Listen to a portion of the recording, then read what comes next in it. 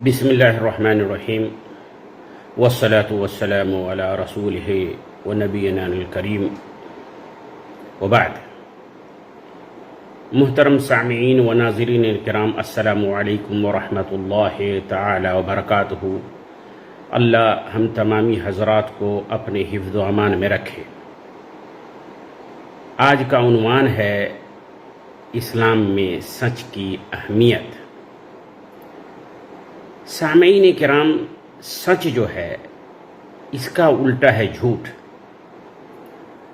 اور جب سے دنیا قائم ہے پتہ نہیں جھوٹ کی ابتدا کہاں سے ہوئی، لیکن اتنے بہترین دنیا کو اللہ تعالیٰ نے جو ہم لوگوں کو عنایت فرمایا ہے، اور ہمارے ہر قسم کے سہولیت کے لیے، ہمارے ہر قسم کی حاجت کو پوری کرنے کے لیے ہر طرح کی سہولیات کو مہیا فرمایا ہے، اور پتہ نہیں یہ بیماری کہاں سے شروع ہو گئی کہ ایک انسان دوسرے انسان سے جھوٹ بولنے لگا، حتیٰ کہ یہ جھوٹ کا رواج اتنا ہوا کہ گھر میں اپنے پریوار کے ساتھ، اپنے بچوں کے ساتھ، اپنے رشتہ داروں کے ساتھ لوگ جھوٹ بولنے لگے۔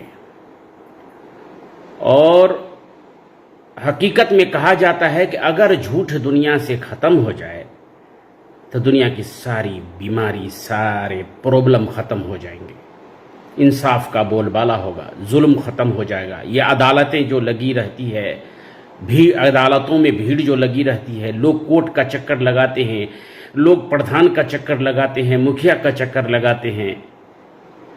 حقیقت میں اگر انسان سچ بولنے لگے اور سچ کا ساتھ دینے لگے، یہ تمام بیماری دنیا سے ختم ہو جائے گی، اور حق کا بول بالا ہوگا، عدالت تمام کے لیے ہوگا۔ اور دوسری بات یہ ہے کہ خاص کر اسلام میں جھوٹ کو حرام قرار دیا گیا ہے، کبائر میں شمار کیا گیا ہے، اور یہ بیماری جب ہم لوگ اچھے اور پکے اور سچے دین کے دعوے دار ہیں، اپنے آپ کو مسلمان کہتے ہیں، تو ہمارے اوپر بھی ذمہ داری ہے کہ ہم لوگ سچ بولیں، سچ کا ساتھ دیں، ہمیشہ سچ کو اپنائے رکھیں۔ لیکن آج ہمارے سماج میں بھی لوگ جھوٹ کو جھوٹ سمجھتے ہی نہیں، سمجھتے ہیں کہ اسی طرح کی زندگی ہے، معلوم ہی نہیں پڑتا کہ جھوٹ بولنے پر گناہ بھی ہے، اللہ ناراض بھی ہوتا ہے۔ لیکن جب سب بولے جا رہے ہیں، چاہے گھر میں ہو، چاہے سماج میں ہو، چاہے کاروبار میں ہو، چاہے کسی بھی ادارے میں ہو، اور خاص کر ابھی جو ہم لوگوں کے درمیان جو یہ واٹس ایپ آیا ہے، یوٹیوب آیا ہے، ٹویٹر آیا ہے، انسٹاگرام آیا ہے، اور دیگر جتنے بھی وسائل، طریقہ جس کو ہم لوگ ایک دوسرے کے ساتھ بات چیت کرنے کے لیے، اپنے فکر کو، اپنے بات کو پہنچانے کے لیے ابھی جو دنیا کے لوگوں نے ایجاد کیا ہے، اس میں تو اور جھوٹ کا کھیتی بہت بڑا ہو گیا ہے۔ لوگ سمجھتے ہی نہیں ہیں کہ جھوٹ کیا ہے۔ مثال کے طور پہ ہمارے پاس واٹس ایپ کوئی خبر آتا ہے کہیں سے، ہم اس کو بغیر تحقیق کیے ہوئے آگے بڑھا دیتے ہیں، اور اسی طرح لائک کر دیتے ہیں، شیئر کر دیتے ہیں، اور یہ جھوٹ ہے بغیر تحقیق کیے ہوئے۔ نبی کریم صلی اللہ علیہ وسلم نے فرمایا، ابو ہریرہ کی حدیث ہے، کفا بالمرء کذبا ان یحدث کل ما سمع، ان یحدث بکل ما سمع۔ کافی ہے اس شخص کے لیے جھوٹا ہونا جو ہر چیز کو آگے پاس کر دیتا ہے جو کچھ وہ سنتا ہے یا جو کچھ اس کے پاس آتا ہے۔ اور اسلام میں، اسلام کے چہرے کو، اسلام کے روشن اور واضح چہرے کو لوگوں نے جھوٹ سے داغدار کر دیا ہے۔ اسلام کے نمائندگی ہم لوگ جو کر رہے ہیں مسلمان ہونے کے ناطے، ہم لوگوں نے اسلام کے چہرے کو بگاڑ دیا ہے۔ کیا ہمارے اسلام میں یہ جھوٹ کے لیے آپ کو اکسایا ہے، بلکہ منع کیا ہے؟ اب آئیے، ہمارے نبی کریم صلی اللہ علیہ وسلم جو دین اسلام لے کے آئے تھے نبوت سے پہلے، 40 سال کے ہوئے تب نبوت ملی۔ نبوت سے پہلے بھی سماج میں، اپنے معاشرے میں صادق الامین سے مشہور تھے. ہر آدمی ان کو دور سے دیکھتا تو یہ کہتا، گرو کرتا کہ یہ آدمی سچا بھی ہے اور امانت دار بھی ہے. 40 سال تک. اور ہوا بھی یہ کہ جب نبی کریم صلی اللہ علیہ وسلم نبوت کا دعویٰ کیے تو بغل میں ایک ملک تھا جس کو ملک شام کہتے تھے، وہاں کے بادشاہ کا نام ہرقل ہوا کرتا تھا. ان کے نزدیک بھی یہ بات پہنچ چکی تھی کہ مکہ میں کسی نے نبوت کا دعویٰ کیا ہے. مکہ سے لوگ تجارت کرنے کے لیے ملک شام جایا کرتے تھے. ایک گروہ جب مکہ سے ملک شام پہنچا اور اس میں ابو سفیان بھی تھے جو اس وقت ایمان نہیں لائے تھے، بعد میں ایمان لائے رضی اللہ عنہ، وہ بھی تھے. ہرقل نے ان لوگوں کو اپنے دربار میں طلب کیا اور پوچھا کہ ہم جو پوچھتے ہیں اس کا صحیح جواب دو. فرمایا کہ کیا یہ شخص جو تمہارے یہاں نبی کا دعویٰ کیا ہے یہ صحیح ہے؟ کہا جی نبی کا دعویٰ کیا ہے. کہا اس سے پہلے اس کے پریوار میں کوئی بادشاہ ہوا کرتا تھا؟ کہا بالکل نہیں. کہا اس سے پہلے کوئی آدمی اس کے علاقے میں، تم لوگوں کے علاقے میں نبوت کا دعویٰ کیا تھا؟ کہا بالکل نہیں.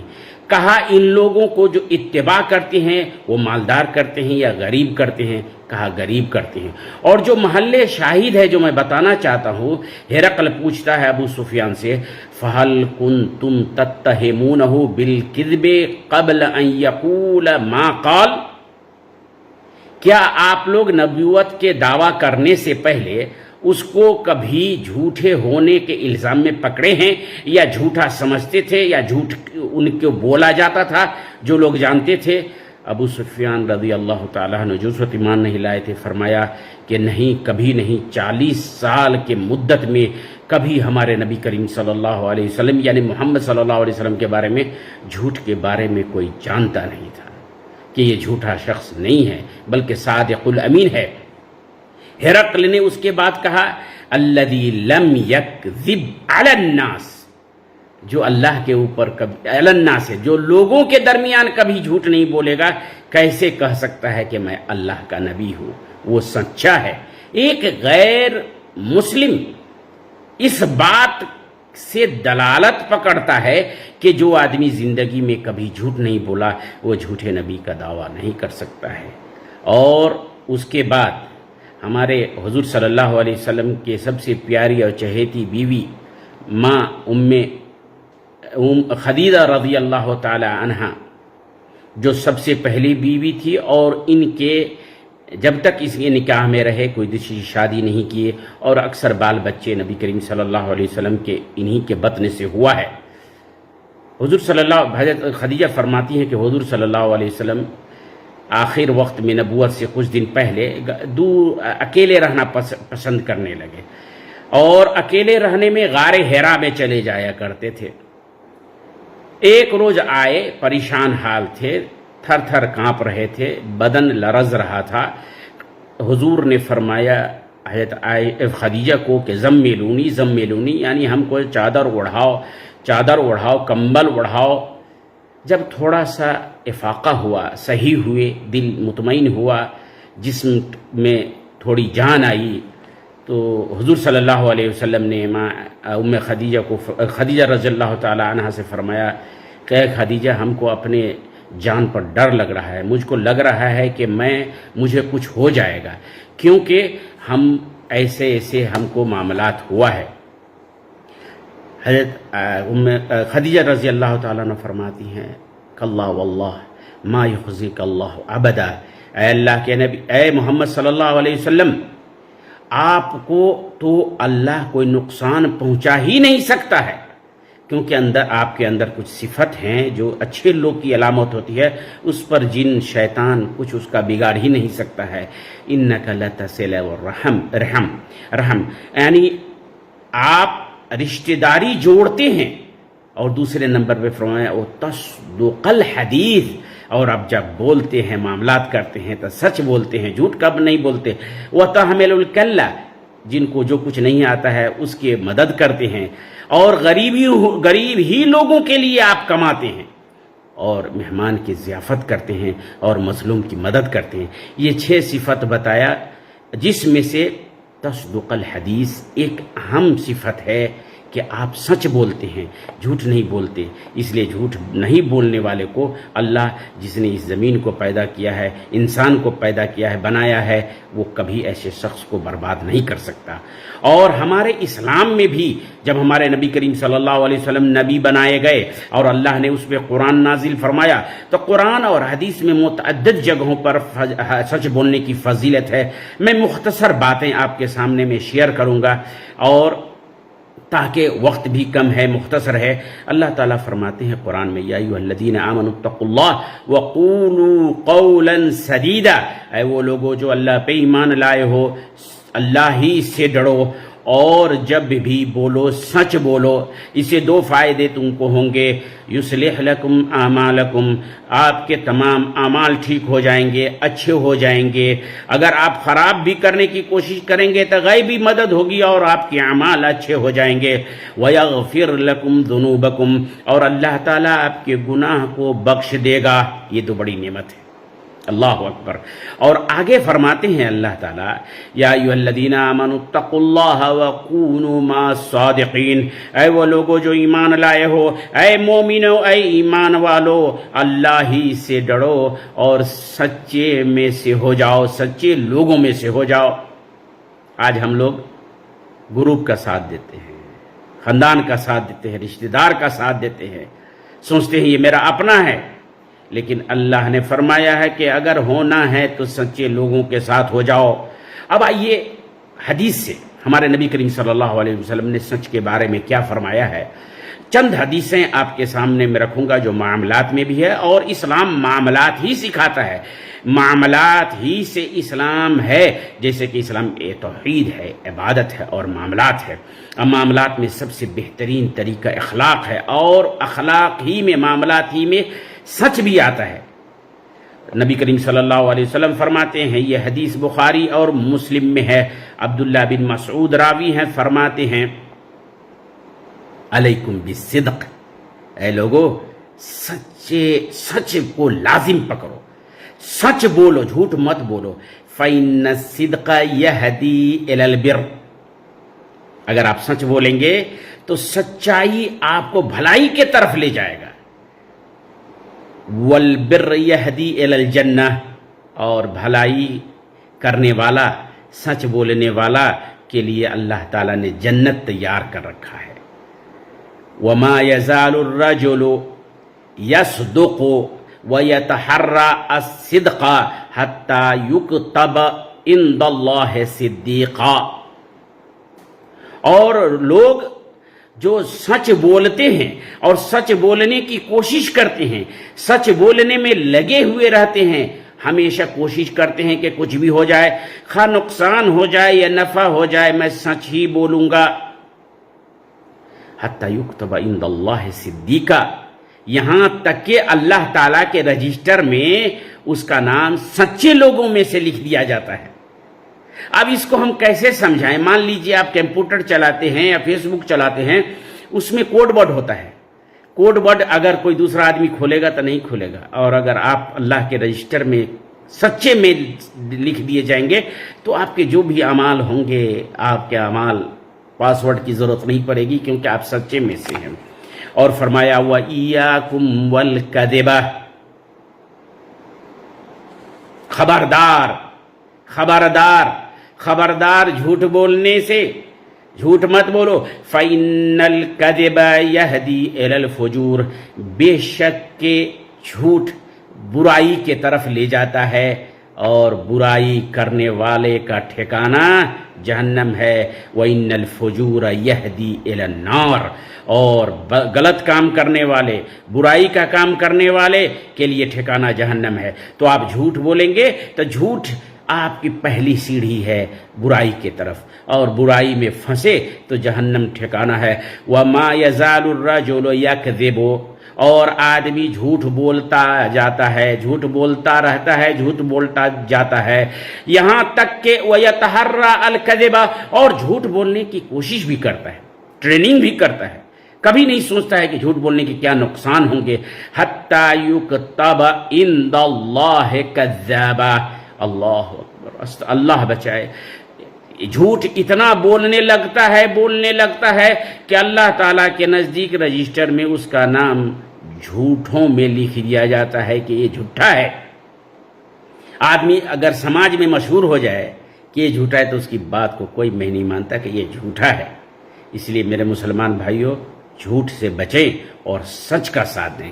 اور اب دوسرے پڑاؤ پہ آئیے کہ ہم لوگ اپنے گھروں میں بال بچے، چھوٹے بچوں کے ساتھ معاملات کرتے ہیں کہ یہ کام کر دو، یہ دیں گے، یہ بات کر دو، کچھ دیں گے، پڑھ لو، سبق یاد کر لو، یہ دیں گے، وہ دیں گے۔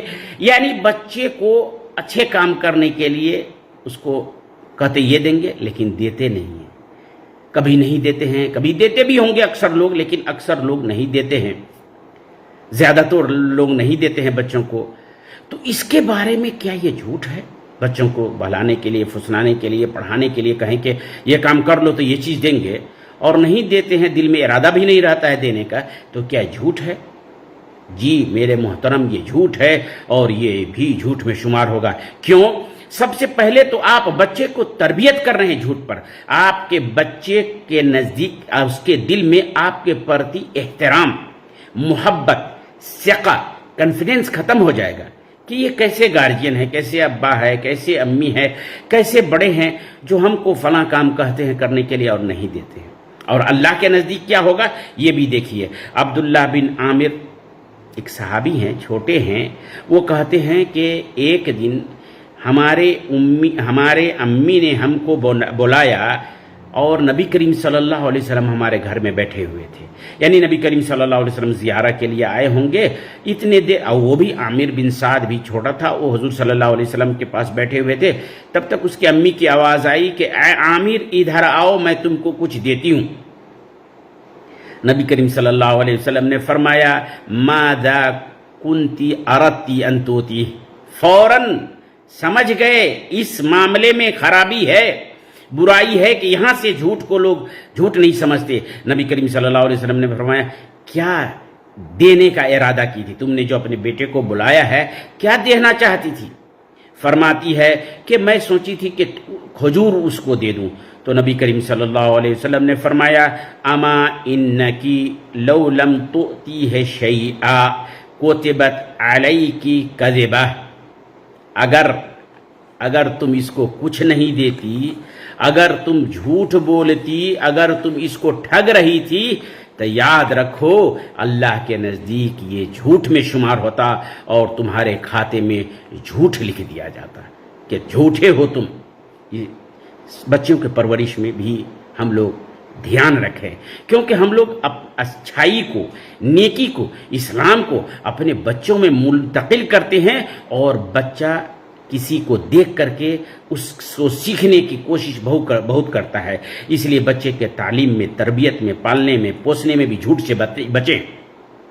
اور دوسری جو سب سے خرابی ہوتی ہے جھوٹ بولنے کی، لوگ مجلس میں بیٹھتے ہیں، ہم عمر لوگوں کے ساتھ بیٹھتے ہیں، مرد ہو یا عورت ہو، مجلس رچتی ہے، رشتہ دار آتے ہیں یا کہیں شادی بیاہ ہم ایک جگہ جمع ہوتے ہیں، تو اس میں کچھ ایسے لوگ ہوتے ہیں جو مجلس میں لوگوں کو ہنسانے کے لیے، لوگوں کو خوش کرنے کے لیے بات کرتے جاتے ہیں، اور اس میں جھوٹ بھی ملا دیتے ہیں، جھوٹ بھی ملوث کر دیتے ہیں تاکہ لوگ خوش ہو، ٹائم پاس ہو۔ بہت بڑی خرابی ہے اسلام میں۔ نبی کریم صلی اللہ علیہ وسلم نے ایک مرتبہ نہیں 3 مرتبہ کہا ہے ایسے لوگوں کے لیے خرابی ہے، ایسے لوگوں کے لیے خرابی ہے، ایسے لوگوں کے لیے خرابی ہے۔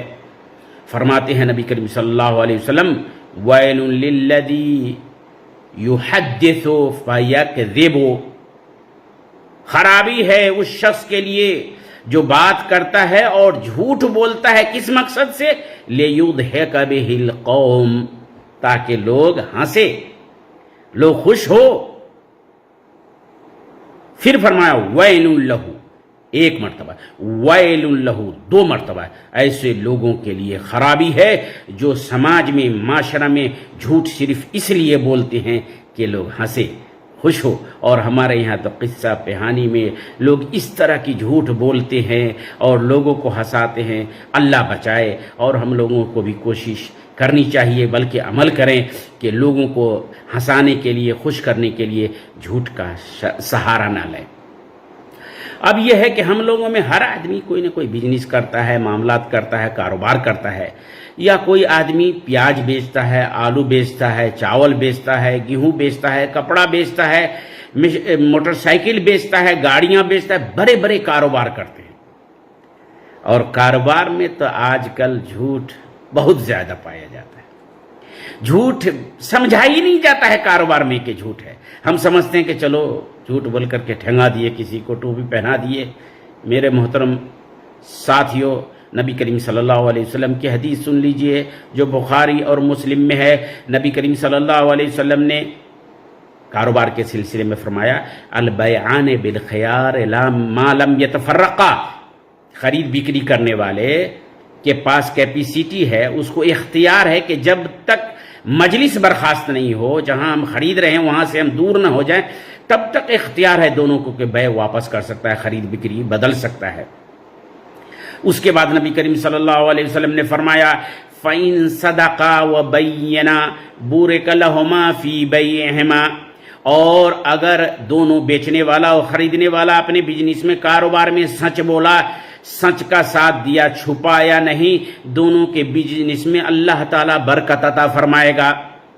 وَإِن كَتَمَا وَكَذَبَا، اور اگر بیچنے والا جھوٹ بولا، کوئی عیب ہے سامان میں، اس کو چھپایا اور جھوٹ بولا، فَمُحِقَتْ بَرَكَتُ بَيْعِهِمَا، اس بزنس میں، اس پیسے میں، اس کاروبار میں برکت کو ختم کر دیا جاتا ہے۔ اللہ اکبر۔ ہم لوگ سمجھتے ہیں کہ آج میں نے اتنے کا بیچ کے آیا، لیکن اچانک کوئی مصیبت آتی ہے اور اس میں آپ پھنس جاتے ہیں اور آپ کا سارا پیسہ ختم ہو جاتا ہے۔ اسی کو کہتے ہیں محقت برکاتہما۔ اللہ تعالی ہم لوگوں کے کمائی میں برکت عطا فرمائے۔ کم کمانا میں خرابی نہیں ہے، خرابی ہے کہ اس کمائی میں برکت نہیں ہے۔ برکت، اگر برکت ہوگی تو آپ کم کمائی سے بہت زیادہ کام کر سکتے ہیں۔ اور اس لیے اپنے کاروبار میں بھی سچ بولیں، چاہے نفع کم ہی کیوں نہ ہو۔ اور سماج میں یا آپ اپنے اندر، آپ کے اپنے ضمیر آپ کو ملامت کرتا ہے، جھوٹ بولتے ہیں تب، اور سماج میں بھی آپ کو لوگ جھوٹا سمجھتا ہے، یہ جھوٹ بولتا ہی رہتا ہے، آپ کی بات پر وشواس نہیں کرتا ہے۔ اور کبھی کبھی ایسا ہوتا ہے کہ آپ کو اپنے بات کو وشواس کرنے کے لیے قسم کھانا پڑتا ہے، کیونکہ آپ ہمیشہ لوگوں کے ساتھ جھوٹ کے کاروبار کرتے ہیں۔ نبی کریم صلی اللہ علیہ وسلم نے فرمایا، فَإِنَّ الصِّدْقَ طُمَأْنِینَۃ، اگر آپ سچ بولیں گے تو خود مطمئن رہیں گے اور اگلا جو آپ کی بات سن رہا ہے وہ بھی مطمئن ہو جائے گا۔ وَالْکِذْبَ رِیبَۃ، اور جھوٹ جو ہے یہ شک والی چیز ہے۔ امام ترمذی نے اس حدیث کو نکالا ہے۔ ریبہ کا مطلب، کبھی کبھی ایسا ہوتا ہے کوئی آدمی بات بولتا ہے، سننے والا اندر سے جو انرجی آتی ہے چہرے پر، اگلا دیکھ کر کے یہ سمجھ جاتا ہے کہ جھوٹ بول رہا ہے، پوچھتا بھی ہے جھوٹ بول رہے ہو تم، تو اس کو اس جھوٹ کو ثابت کرنے کے لیے قسم کھانا پڑتا ہے۔ لیکن اگر آپ سچ بول رہے ہیں تو سننے والا آپ کے اندر سے جو انرجی باہر آپ کے چہرے کے ذریعے اس کے سامنے میں ظاہر ہوتا ہے، اس سے وہ بھی سمجھ جاتا ہے کہ یہ سچ بول رہا ہے۔ اور خاص کر وہ علماء کرام، وہ اولیاء جو پردھان ہیں، مکھیا ہیں، ایم پی ہیں، صاحب حیثیت ہیں، چاہے جس بھی پوسٹ پہ ہو، اس کے ہاتھ میں بات ہے، امور ہے، لوگوں کے معاملات ہے، وہ اگر جھوٹ بولتا ہے یا مقرر ہے، عالم ہے، خطبہ ہے، رہنما ہے، قوم کا رہبر ہے۔ نبی کریم صلی اللہ علیہ وسلم فرشتے جب معراج میں لے گئے تو دیکھا کہ کچھ لوگ کو فرشتے منہ کو چیر رہے ہیں، اوپر کا اوپر اور نیچے کا نیچے۔ نبی کریم صلی اللہ علیہ وسلم نے پوچھا یہ کون لوگ ہیں؟ کہا یہی وہی لوگ ہیں جو دنیا میں جھوٹ بولا کرتے تھے، صاحب حیثیت ہو کر کے، صاحب مال ہو کر کے۔ اور نبی کریم صلی اللہ علیہ وسلم کی حدیث ہے، ابو ہریرہ روایت کرتے ہیں، اور یہ حدیث امام مسلم نے اپنے صحیح میں نکالا ہے، فرماتے ہیں ثلاثۃ لا یکلمہم اللہ یوم القیامہ ولہم عذاب علیم، تین ایسے شخص ہیں جس سے اللہ تعالیٰ ناراض بھی رہے گا، بات بھی نہیں کرے گا، اور اس کے لیے دردناک عذاب ہے۔ پہلا ہے شیخ زانی، بوڑھا جو زنا کرتا ہے۔ بوڑھے میں تو اس طرح کی خواہش ہوتی نہیں ہے لوگوں کی، اور پھر وہ زانی ہو گیا، بدکار ہو گیا، تو اللہ ایسے شخص سے بہت ناراض ہوگا، اس کے لیے جہنم ہے۔ والملک الکذاب او الامام الکاذب، مالک ہیں، بادشاہ ہیں، آپ کو کس سے ڈر ہے؟ پردھان ہے، آپ کو کس سے ڈر ہے؟ آپ عالم ہیں، آپ تقریر کر رہے ہیں لوگوں کو صحیح بات، آپ کیوں جھوٹ بولتے ہیں؟ ایسے لوگ کو بھی اللہ تعالیٰ، چاہے امام عادل ہو، امام کا جھوٹ بول والا امام ہو، یا صاحب حیثیت ہو، ولی الامور ہو، وہ جھوٹ بولتا ہے وہ۔ اور تیسرا ہے کہ عائل مستکبر، یعنی ایسے پریوار جو غریب ہے اور گھمنڈ بھی کرتا ہے، اس کے نزدیک، اللہ کے نزدیک کوئی جگہ نہیں ہے، کوئی حیثیت نہیں ہے، بلکہ اس کے لیے دردناک عذاب ہے۔ میرے محترم ساتھیوں، ساتھ جانے سے پہلے ایک اور اہم موضوع کی طرف اشارہ کر دیتا ہوں کہ 3 باتیں ایسی ہے جس میں جھوٹ بولنا جائز ہے۔ اس بات کی اہمیت اللہ کے نزدیک بہت ہے، اس لیے اس میں جائز قرار دیے ہیں کہ جھوٹ بول سکتے ہیں۔ سب سے پہلے اصلاح بین الناس، اتفاق و اتحاد، لوگوں میں میل جول، محبت، جھگڑا نہ ہو، فساد نہ ہو۔ اس کے لیے اگر کوئی آدمی کوشش کرتا ہے کہ جھوٹ بول کر کے بھی 2 آدمی میں میل محبت ہو جائے، جھگڑا ختم ہو جائے، معاملات ختم ہو جائے، اس میں اسلام نے جھوٹ کو جائز قرار دیا ہے۔ اس لیے اگر کوئی جھوٹ بول کر کے جھگڑا لگواتے ہیں، وہ اپنا حشر سمجھ لے۔ جھوٹ بولنا جائز ہے میل ملاپ کے لیے، اور آپ فسادی ہیں، جھگڑا لگا دیتے ہیں، بات بڑھا دیتے ہیں، تو آپ کیا حاصل ہوگا۔ اور دوسرا یہ ہے کہ حرب، لڑائی میں بھی جھوٹ بولنا جائز ہے، لڑائی میں بھی۔ اور تیسری بات یہ ہے میاں بیوی کے درمیان۔ دیکھیے میاں بیوی کا رشتہ اللہ کے نزدیک اسلام میں کتنا معتبر ہے، کتنا پیارا رشتہ ہے، کتنی محبت کا رشتہ ہے کہ بیوی شوہر کے لیے اور شوہر بیوی کے لیے راضی کرنے کے لیے، خوش کرنے کے لیے جھوٹ بول سکتی ہے، شوہر اپنی بیوی سے اور بیوی اپنے شوہر سے، کہ جھگڑا نہ ہو، یہ رشتہ قائم دائم رہے، دونوں میں محبت پروان چڑھے، پریوار آگے بڑھے۔ یہ اتنے معتبر رشتے ہیں، اتنے پاک رشتے ہیں کہ اس کے آپس میں ایک دوسرے سے محبت قائم رہے، دونوں میاں بیوی ایک دوسرے سے راضی ہو۔ اس میں اسلام نے جھوٹ کو جائز قرار دیا ہے۔ انہی چند باتوں کے ساتھ میں اپنی بات کو ختم کرتا ہوں، اس دعا کے ساتھ کہ اللہ تعالی ہم تمامی حضرات کو سچ بولنے کے توفیق عطا فرمائے اور جھوٹ سے بچائے۔ اپنے بچوں کی بھی تربیت سچ پہ کریں، اپنے سماج میں بھی کچھ بولیں تو سچ بولیں، کیونکہ قیامت کے دن کوئی چیز فائدہ نہیں دے گا سوائے سچ کے۔ اور مسلمان کے بارے میں بھی عام لوگوں میں مشہور ہے کہ مسلمان ہو کر کے جھوٹ بولتے ہو۔ اس لیے ہم لوگ کو چاہیے کہ جھوٹ نہ بولیں، سچ کا ساتھ دیں۔ اللہ تعالی ہمارے اور آپ کے تمام اعمال کو صحیح کر دے گا اور ہمارے گناہوں کو بخش دے گا۔